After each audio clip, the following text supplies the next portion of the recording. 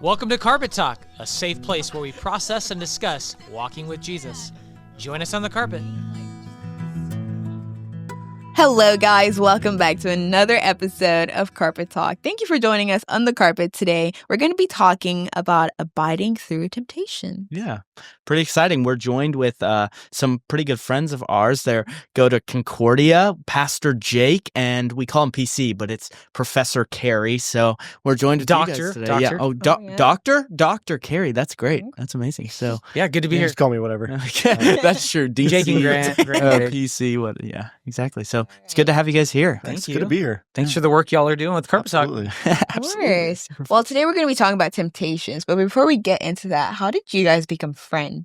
Oh, that's a great story. Yeah. So I was working at a church in Arizona, and we were looking for more interns, and so we went to the different Concordias and got one from Concordia Irvine, and it happened to be. I was Jake that Boessling intern. here. I was that intern. Yeah. So we got to work together for 5 or 6 years. Yep. Then he left me. Then I Yeah, call. I know, Call I somewhere know. else. Yep. But I learned a lot from Mhm. Grant, Dr. Carey, from Yeah. Grant, and a good friend, good mentor. And it's been cool then over the last 3.5 years to work at Concordia Yeah. alongside Yeah. each other again. It's amazing. Nice. Mhm. Super cool. Wow. Okay, so I'm so sorry, I'm blanking out.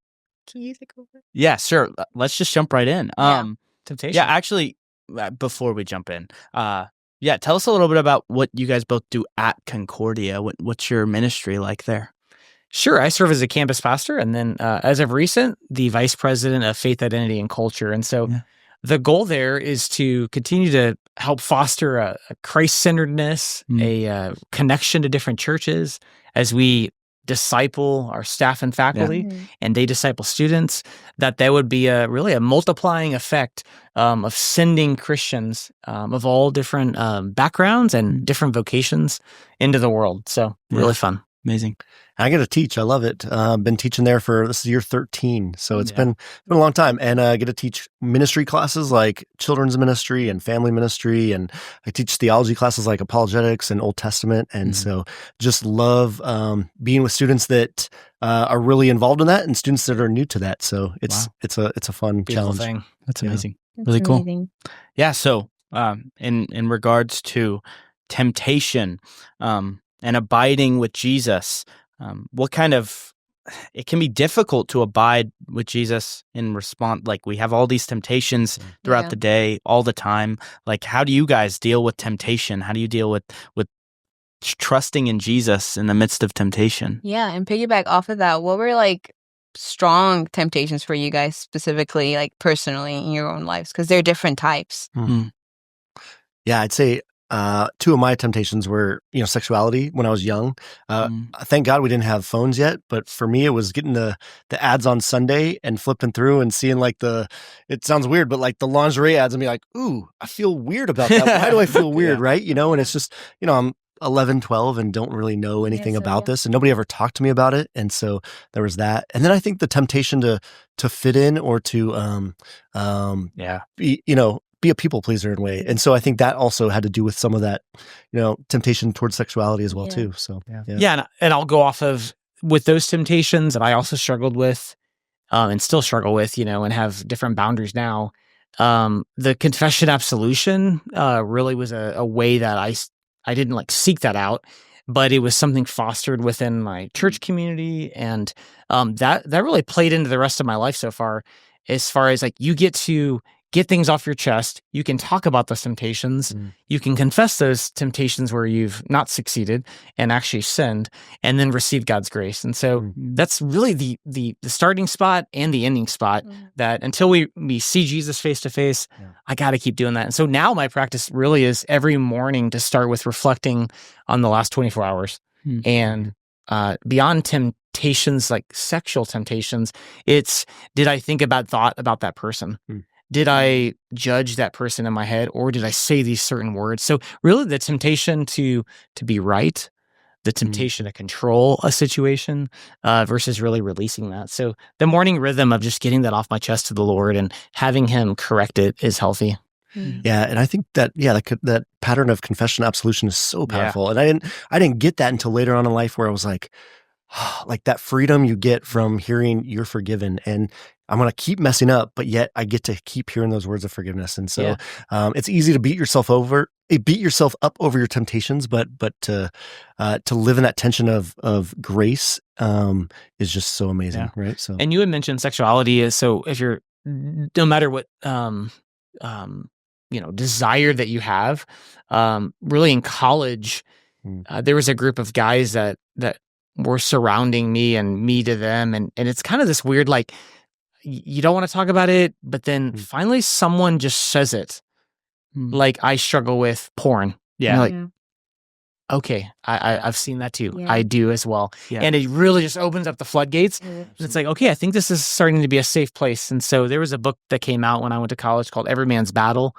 And we just started to read that together. So 3-4 of us that just said, hey, we want to give rights into each other's life. There's a refrigerator over there. It's kind of like we walked in and our friend John here, he didn't have to say anything. I know John. He's like, you're cool with us taking stuff from the fridge, right?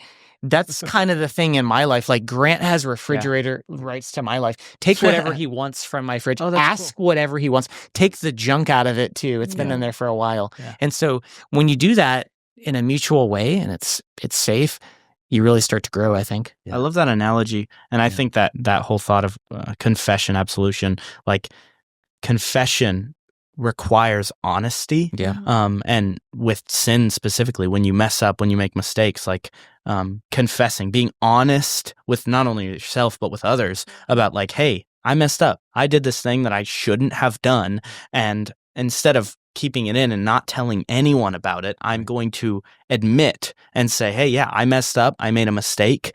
But I want to do better. Like I did this thing I shouldn't have done. I want to do better, which kind of comes to repentance. You have the confession and absolution. I think that's a really important aspect, but also super difficult to do, to admit your wrongdoings. Yeah. And I think another analogy I love is like, you get a boo-boo on your arm, and if you just put a Band-Aid over it, like that's great. You're covering it up. It's not going to get better, right? You got to deal with it, right? Yeah. And so that's kind of that talking about it is as you put antibiotic on it, right? Yeah. That's actually doing something for it, right? And getting it out in the open. And you can talk about your boo-boos anytime with me. Yeah, I got that. Yeah. So personally, I actually don't have a lot of experience with confession and absolution. Like I came from a more non-denominational side of things where this could count as it, but it's usually the way I regave my life to Christ was people were up front and they said, if you feel led to, you just come forward. Yeah. And I did. And I told her everything I was struggling with. Yeah. And I was 11 at the time. And I told her I have been struggling with porn. Like this is something I came across. My friends in middle school introduced me to it. And I just have not let go of it. And I know that it's not okay because I feel that shame after watching it, but I still run back to it a week later. I pray at church for forgiveness and I still go back to it. And she just would tell me like, Jesus loves you. This is a thing that other people struggle with too.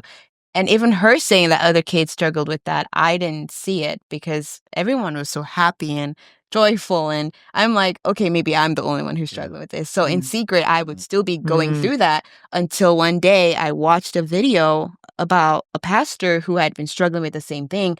And I was so shocked about his vulnerability, which is something that made me want to be more vulnerable. And then I ended up sharing in my small group. It's contagious. It is. And I was like, this is so powerful. You just shared to your entire church that you were struggling with porn. And I shared to my little small group and I said, I just realized this is a problem and I want to stop.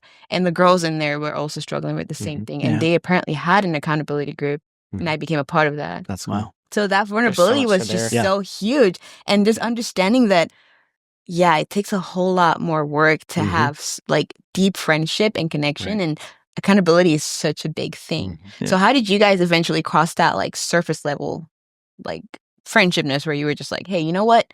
This is what's going on, because it's not easy and it's definitely hard. And for someone watching too, they probably want that like deeper friendship, but don't know how to start. Yeah. And we've talked about those things. But we also have had separate stories of different men in our life because we've lived apart for so long. And so I think a call out to leaders, and I'll address accountability in that way, is think about the different covenants that you've made in your life. And so that's great that pastor came out and said, hey, this is a thing. I would imagine if I was talking to him right now, he'd say, if he was married, I talked to my wife before I said that. right? Oh, for sure. This was before he even, But just thinking about if you have those relationships, like being on the same page privately with whoever that might be, and in my case, it's my wife, is a big thing. Like how are you being honest there? And in a season, in a time, in the right timing, then you can use that truth and that opportunity to then share it. And so it was hard for me though in a congregation where I was a pastor. Who am I going to talk to? And sometimes it was external, but there was a guy named Eric Malden, and if you listen to this, Eric, thanks for your ministry with me. We just sat at a coffee table over about 6 months, and then about 6 months into this, we started to talk that way. So it took a while for me to trust people, because it's like I am your pastor, and I'm just not sure if you're the right fit yet. Yeah. And it just took some time for me to find that. And then that was like 6 years later, he was my guy in the congregation that I'd never heard him say anything about this to anyone else. And so it was a private time for me. And he would tell me, you are forgiven. He would be my confessor.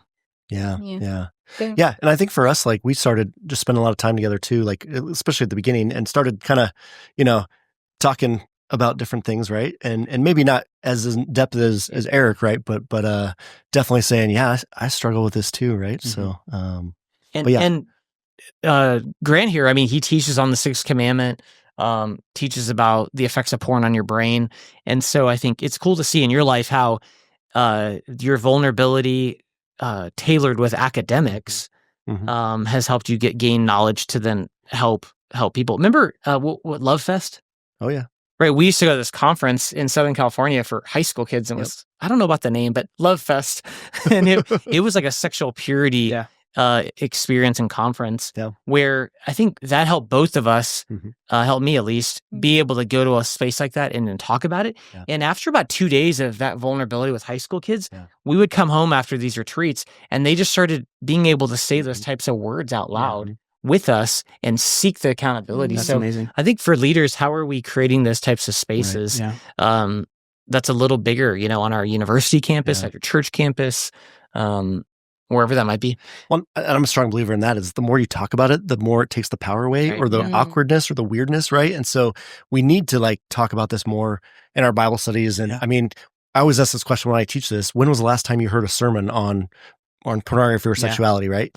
And very rarely, right? And it's like something that the people in the chairs are struggling with and wrestling with, and yet we need to address it and have a culture of vulnerability, like you said. And it's all ages. Absolutely, we spoke about it at our church, and surprisingly, knock, knock, knock, or get the email. It was mostly the older generation that was saying, "Hey, I lost a spouse. How do I stay sexually pure? Or I don't even know if I want to anymore. Or I'm at a certain age. Can I just do what I want?"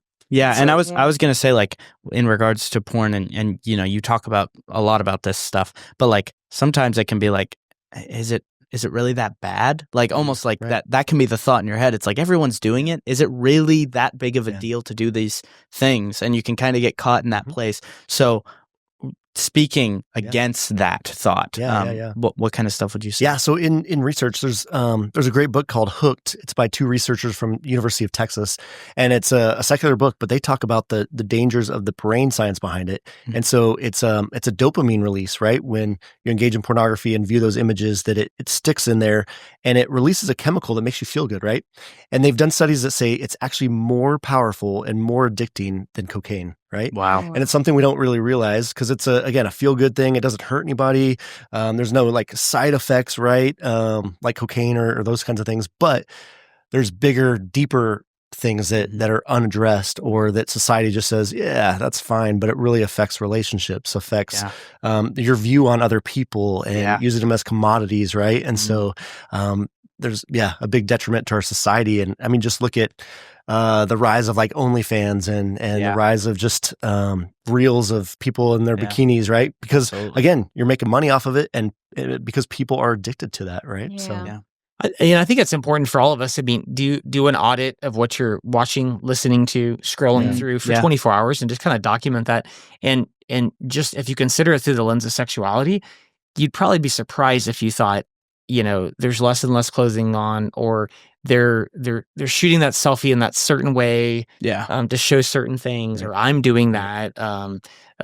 It's just everywhere. And so if you looked at that, it's like, oh, I need to change kind of what I'm looking at and digesting what I'm bringing into my heart. The Bible says, guard your heart. Yeah, it's the wellspring of life. Yeah, and it's hard. Processing all that. Because that's what's pushed on you. I mean, just on Instagram, you don't even want it, but it comes up on your feed and you're like, like, come on. Yeah, it's so weirdly accessible everywhere now. And I feel like porn just feeds lust.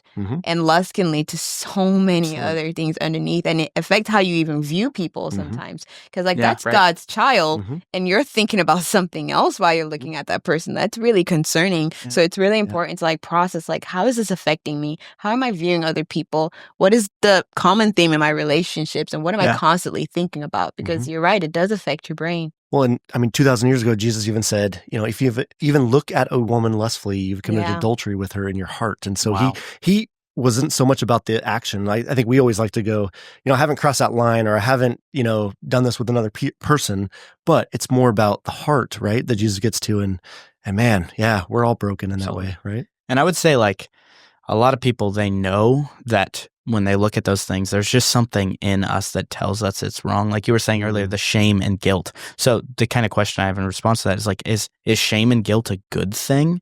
Is that why is it there? Is it necessary? Should we listen to that? Should we try and get rid of that out of our minds? What would y'all say to that? I think for me, the simple answer would be 1 John 1, which says, if you've sinned, confess it. Don't pretend you haven't sinned. And so I think if I never felt guilty about it, and it's not like beating myself up over it, but it's an awareness that is sin. It's an awareness that that's probably not good for my heart when I look at that or see that or experience that in that temptation leading to sin. It's affected my heart. So confess it, flee from it, get away from it, talk about it as quick as possible. Yeah. But the shame thing, it's I'm a child of God, so I don't really need to have the shame. I'm going to do certain things that are wrong. Yeah. So I almost expect it. Yeah. And also try to do better, correct it. Yeah. Yeah, I was just going to say, I've heard it said, guilt is feeling bad about what you did, but shame is about who you are, right? And so hopefully... My identity. Yeah, your identity is not in what you've done, right? So, yeah. And I feel like that would be the Holy Spirit convicting you. Yeah. If you didn't feel guilt or shame, then it's normalized in you, and you don't understand the detrimental effect of it. But when you feel those things, it's that's conviction. That's him telling you, hey, let's look at that. Let's process what's going on. And it's good to feel those things. And I think... Good. I was say, how many people look at porn and then afterward go, man, I feel so much better. That was awesome, right? Yeah. Most people are like, oh, yeah, there's something not right about that. Yeah. Why'd I do that again, right? Yeah. And so there's definitely an innate thing in us with them, so. But and bringing it all together about just recognizing it, I mean, with Paul in Romans 7, the good I want to do. So if you don't have a good you want to do, then you're probably in rocky territory. You're not having an aim and a goal, a morality, an ideal. And so, as long as there's a good I know that the Lord wants me to do, and I want to do it, but yet he's also saying you're going to struggle in that tension. Yeah, and I feel like that's where we have to lean to God for help. Absolutely. A whole lot, because in our human power, we're not able to do this on our own. And I wanted to stop, but I was not able to do it on my own until I seeked help, and I prayed to God, and I said, God, I genuinely don't want this anymore, because it felt like I loved my sin more than I loved God, because I knew I was going back to it, but I loved God so much, and I knew I was doing something wrong. And I did not want God to feel like I loved my sin more than him, because I did not want that to be true. So I continually was like, okay, I'm going to leave my phone in the other room when I have the urge. I'm going to actively do things to make sure that I don't go back to it. And thankfully, I haven't watched it, 4 years now, but I'm still continually I'm on it. And I want God to know that I'm serious about this. And I'm human. I hope I don't fall back to it, but I'm also having to be conscious about and aware of it. And even music I listen to, I'm like, this is really secular music. And it makes you think about it, because you start picturing what they're saying, and I'm like, okay, no. Let's switch it up. So it's being so intentional. Yeah. And I was gonna say, to the Christian who is still struggling with pornography, that is still stuck in you have the temptation, and then you fall into that temptation constantly. What would you say to that Christian, to comfort them, but also to maybe try and call them out of that? Yeah, a more recent one would be, hey, I'm going to text you every day a question, like, and it's just going to be an answer with yes or no. How was the battle today? And so at some level, they're repenting, grace, and that you're forgiven, you are loved, and the good shepherd is with you. He's going to follow you and love you and care for you. He doesn't love you any less.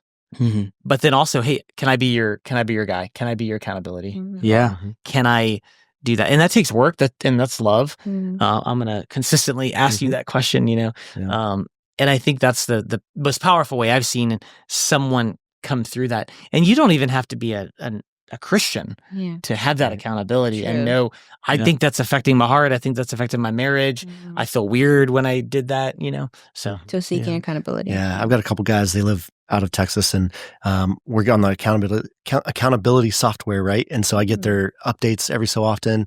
And if they look at something questionable, I get that. And so I'll usually text them quickly and be like, hey, everything good? Like, oh yeah, I was just checking Instagram, or, whatever it might be. And but they always thank me. They're always like, thank you for this. There was this one time where the guy's like, yeah, everything's good, and then I was like, all right, great to hear. And then 5 minutes later, he says, actually, no, I lied to you. And I was like, hey, that's awesome. Experience grace, right? Yeah. Because it doesn't help to shame them, right? Yeah. So how do we help? Again, if we respond to that in love and say, I'm here for you, what can I do to help you later on? Right? And so there's, yeah. And another one might be in that conversation with that person, how would you like me to help you? Yeah.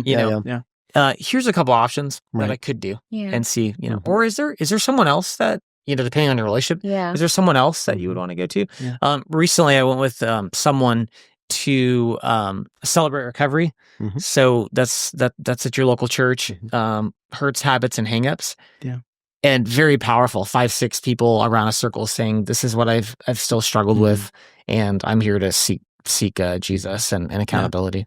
That's really good. Yeah, absolutely. I feel like it's important to seek the help, but first you have to be aware that you need help. Because if you're not aware that you need help, then nothing's changing. But being aware of it, seeking the help, and also being the kind of person that you would want someone like that to come to. Yeah. Because you can go out there and seek help, but are you also being a safe place for someone to talk to you about things? It's like taking the initiative of like, yes, you want to be led, but also trying to be a leader without the title of necessarily being a leader. Right. It's just part of who you become and who you are.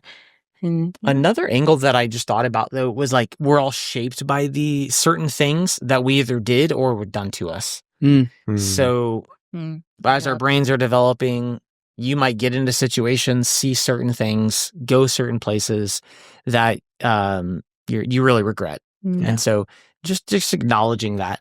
In addition, things that might have been done to you that it's tragic, it's wrong. And so giving yourself that grace, seeking counseling, knowing it's a long haul to work through that. Yeah. And it's a day-by-day process. Like the research says that, our brains can get addicted to that. But after 14 days, it starts to go down, right? And so if you can get through 2 weeks, all right, then you say, okay, one more week, right? And then another week. And then after 90 days, it basically subsides all the way and you're not addicted to that anymore. So it's there's definitely hope out there for somebody struggling with that it doesn't last forever. And you still need to be vigilant about that, right? And actually still worrying about it, because it's the same thing. Like with an alcoholic, you're always going to struggle with that the rest of your life. And so what are you putting in place? What are you fleeing from? Because again, temptation starts small, right? All the different kinds, and it just takes little things. And so what are you keeping yourself from so that it doesn't lead to that, right? So one of the biblical counselors that we interacted with in Phoenix as a pastor said basically with anything that someone was dealing with, her question to the person was, what did the pastor talk about on Sunday at church? And the goal there was we could so hyper focus on my thing versus you want to abide with Jesus, go to church, sit under someone's leadership and all these various topics. And so I'm abiding in Jesus. And although he's talking about salt and light today, somehow it might start applying through the power of the Holy Spirit to your addiction. Yeah, that's true. Well, and you were saying earlier about like what you've done and what anyone's done to you. And I've I think I've heard one of y'all say this before, but it's like everybody struggles with a sexual sin in some sort of way. It's just like there's different forms of how that happens. And from what I hear both of you guys saying, it's like finding someone that can keep you accountable is really important in your relationship with that sin. So like, we all have a relationship with sin. And so we need to find ways to navigate that. And so I think from what I'm hearing, it's accountability, it's confession, and then it's remembering that we are forgiven in Jesus, and also try to do better. Yeah, I also think adding intentionality to that too. Like you have to be not passive about going at it. Like if you are going to, overcome it or attempt to overcome it, being passive about it is not going to help much. It takes work, and that applies to every kind of temptation, every kind. Yeah, I always tell people it's not just, your relationship with God, but it's also your relationship with others, your relationship with yourself. So working on all three of those areas are really important, right? So how are you doing that holistically to really beat this temptation, right? So I think another, like, the gravity of it, if you like, I really want to get married one day, and you kind of think, I'm just going to stop doing that when I get married. It's not true. These habits just continue on. And so try to prepare to be the person you want to be in that marriage already. Right. Yeah. And not shying away from God as well from it, because it's very easy to be like, I'm a sinner. Like God doesn't want to talk to me. No, he does. No, he does. Yeah. He wants to help you through this. He wants to walk you through this. So running to him in that, understanding that he's actually the only one that can get you away from that, because the enemy fears him as well. And if you're by his side and he's by your side, like you've got the ultimate. Ultimate. I mean, now King David's by my head, of committing adultery, and then Psalm 51. When he was told by the prophet, "You are the person." In this analogy that has stolen this wife, create me a clean heart, oh God. And so, like you said, I'm asking the Lord to create that. I can't create my own clean heart. Create me a clean heart. Yeah, we're about out of time, but to just kind of to end with one more question that we ask all our guests, it's about discipleship. Like, how do you? And I keep forgetting the question, so I'm gonna have Temi ask the question. How are you it happens. Being a disciple, walking with Jesus in your life right now? Yeah, you want to go? I would say, okay, so I heard this from a professor friend. He said, the more you learn and know, the more you realize how much you don't know. And so for me, it's really just having that open mind of saying, hey, God, what are you teaching me, right? And learning from other people. I can learn from students as much as I can learn from my peers, as much as I can learn from podcasts. And so just having that humble spirit of saying, God, what are you going to teach me today through everybody I encounter, right? Yeah. So, yeah, absolutely. Yeah, I think less is more. So just thinking about student ministry at Concordia, y'all included, just to pour into a small group of people and trust that in that amount of time, usually 2 or 3 years, the Lord's going to really show up in that. As then you go off, that you're going to be able to have seen that model and then be able to do that with others. It just blows my mind that Jesus was just hanging out for only 3 years with a group of 12. Yeah. And then now it's 2 billion strong. So we're no Jesus. So let's just take a couple people along the way. And through the conversation, like having those people that you can be vulnerable with, be honest with, and be accountable with, super important. And I think a really important part of discipleship is walking alongside people in temptation. It's like we all struggle with it. Let's stop hiding it and start being honest with each other about it. And you might be someone who probably is like, I do not have anybody around, but trust me, there's community around. There are churches you can go to that literally want to help. If you're in Concordia, we have campus ministry counselors here to talk. Like you just have to seek it. Like it's there for you already. You have to actively look for it and you will find it. So. Yeah. And I think pray about it and then seek it. Yeah. Just pray like, Lord, who would that person be? As you said, they are around, and you just might not see it that way yet.